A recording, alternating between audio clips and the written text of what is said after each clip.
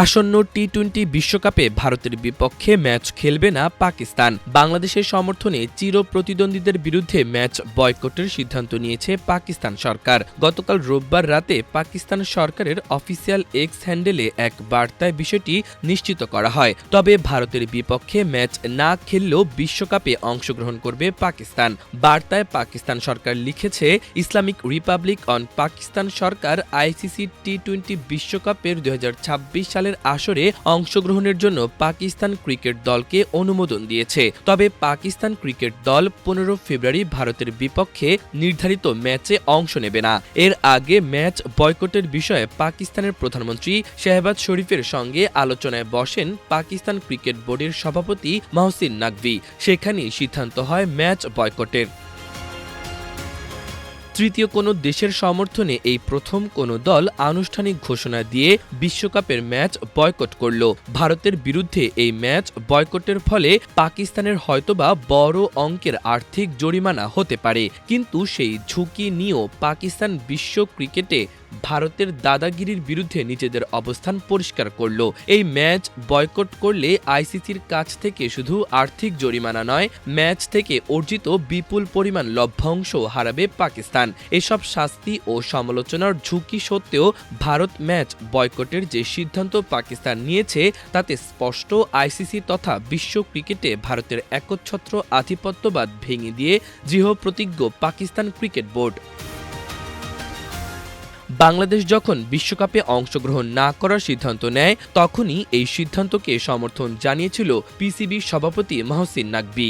বাংলাদেশের সমর্থনে 4টি প্ল্যান প্রস্তুত রেখে প্রধানমন্ত্রী শেহবাজ শরীফের সঙ্গে আলোচনায় বসেছিলেন তিনি। সেই আলোচনায় পাকিস্তানের অংশগ্রহণের পাশাপাশি প্রতিবাদের বার্তা কিভাবে দেয়া যায় সে বিষয়টি মাথায় রেখে বিকল্পগুলো নিয়ে ভাবে বোর্ড। টুর্নামেন্ট থেকে সরে না দাঁড়িয়ে কিভাবে সংহতি প্রকাশ করা যায়, এই দিকটি ছিল আলোচনার মূল বিষয়। এ বিষয়ে পিসিবি চেয়ারম্যান মহসিন নাকভি বোর্ডের কর্মকর্তাদের পাশাপাশি সাবেক ক্রিকেটারদের সঙ্গেও আলোচনা করেছেন।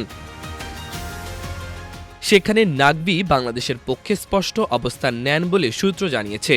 সূত্রের ভাষ্য অনুযায়ী নাকভি আলোচনায় বলেন, বাংলাদেশ দলকে অপমানজনক পরিস্থিতির মুখে পড়তে হয়েছে এবং এই অবস্থায় তাদের একা ছেড়ে দেওয়া উচিত নয়।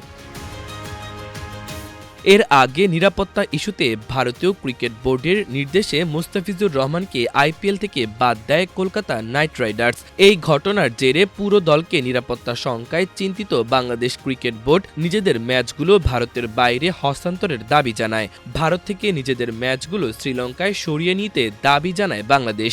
এ নিয়ে আইসিসির সঙ্গে 3 সপ্তাহের বেশি সময় আলোচনা ও চিঠি চালাচালি চলে। তাতেও ভারতীয় আধিপত্যবাদ থেকে বের হতে পারেনি বিশ্ব ক্রিকেটের সর্বোচ্চ নিয়ন্ত্রক সংস্থা। তারা ভারতের প্রভাবে শেষমেশ নিজেদের সিদ্ধান্তে অটল থাকে। আলটিমেটাম দিয়েও টলানো যায়নি বিসিবিকে। ফলে আইসিসির চূড়ান্ত সিদ্ধান্ত বাংলাদেশের বদলি স্কটল্যান্ড।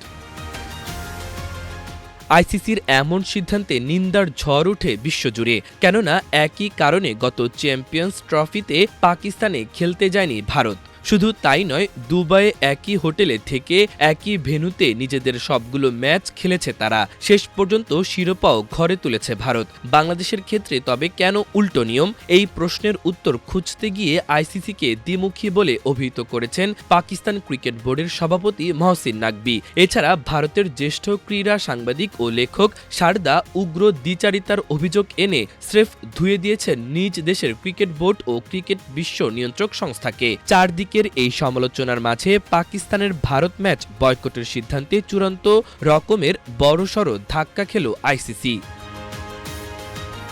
মাল্টিমিডিয়া ডেস্ক, আমার দেশ।